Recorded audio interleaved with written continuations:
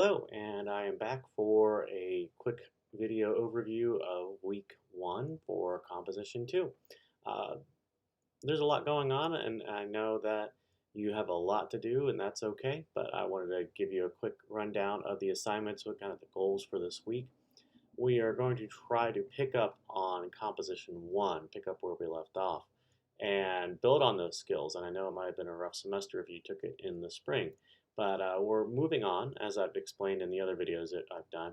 We're moving on from analysis and criticism. We're still going to do those skills, but we're adding argumentation. And we can look at an argument as anything that you're trying to persuade others to see. And in some ways, criticism or any analysis, that's a form of argument because you're asking someone to see something from your point of view or to consider your experiences. Now, later on, we'll be building into arguments about saying you should do this or we should make a policy for that. Those sorts of things. I'm not going to give you specific examples, but you can make a simple argument why cats are better than dogs, or you can make arguments about what food place is better, or whatever, and all the way into politics and religion and social issues, all those sorts of things. Um, we got to be careful about those, and we'll start learning about why those are difficult things to talk about.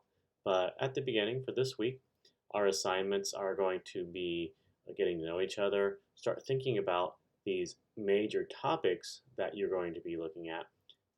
What do you know? What do you want to know? What are you curious about? What have you always wanted to change but couldn't? Those sorts of things. We'll also start reading our, they called us enemy book, start talking about book reviews. So there's a lot of things that we're going to do. And I hope they don't get too confusing. I think when I asked for feedback from my previous students, I think some of my students got lost at the beginning. So I'm going to try to give you more guidance as we go along this beginning, and that's why I like to do these videos. I'm going to disappear. You're going to hear my voice as I go over what we are doing in week one. So I've kind of touched on some of these things in the introductory video, but we're going to be looking at, well, here's the video, but the syllabus, Q&A. I'm really curious about who you are. I want to know you, and I want you to share who you are to other people. I'm curious about what your dream job is. That's always good. Let's see. What questions do you have about the syllabus? What concerns do you have about the course? And what do you want to know about me as your instructor? And the last thing I've already told you, to use the email tool, which is right here, to send me a message. Tell me that you completed the discussion board and ask me a question not related to this course, or tell me a good joke or riddle that I can tell my kids who are ages 6 through 13. We have some video lessons, a short overview of writing, which I talk about sections W1 and W2 in the Little Seagull Handbook. I talk about why do we write, which is in our textbook. That's a lesson right here. There's a video. This is going to take you right to YouTube, and then there's a PDF of it. I don't always have transcripts of my videos, but I try to put some out. Sometimes I don't know what I'm going to say until I say it. I don't really like to read from a text when I'm trying to do a video. But we have a textbook reading, why write, then a lesson, then discussion board, writing and you. So I really want to see about what did you learn from your composition class? What do you think is good writing? What do you think you're good at? What do you think you need to do to be better? Are you a good writer? And then we're getting into arguments, right? What is a stance you'd like others to have? How would you go about convincing someone that's skeptical of this point of view?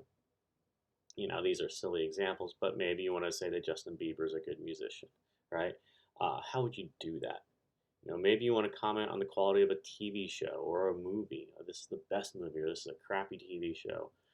Perhaps you want to add on to the discussion about reopening schools or playing sports or performing arts. And I know that the government, things are changing daily on this, but maybe you want to convince somebody that, yeah, it's a great idea to open schools and who cares if we get sick. Or maybe the opposite, right? It's a bad idea, it's terrible, and I don't want to get sick. Maybe you want to argue that online education is inferior to face-to-face education, right? Any of these things. Maybe there's something that you want to say about international events. For this, try to keep the political stuff out of it. We're not here to call people names.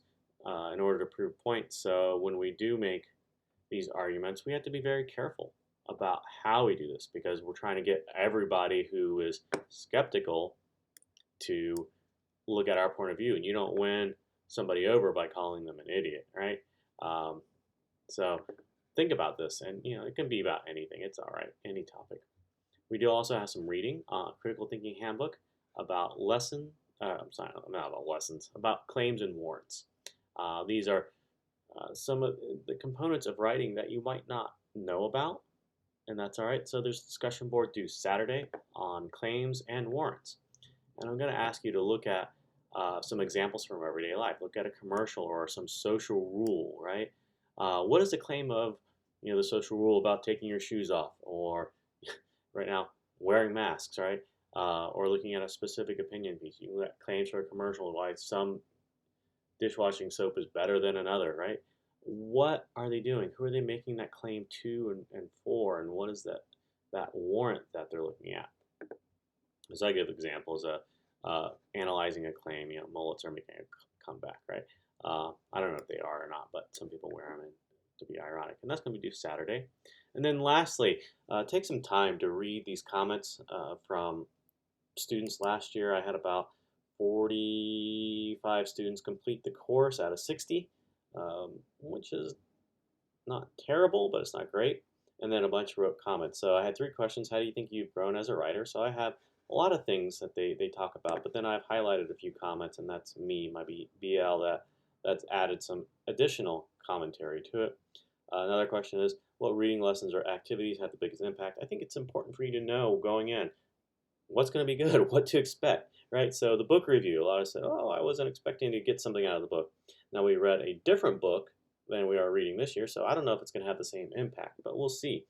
And then sometimes it's the processes. And I'm okay with criticism, right? If there's critical stuff in here, I posted it. And then finally, if you could start the class over again, what advice would you give yourself, right? Mainly, don't be scared or intimidated. So read to that, definitely point 3 better, or not better, but read through it closely so you understand that everybody's starting this class feeling nervous about these things. How do you get over it? So that's week 1.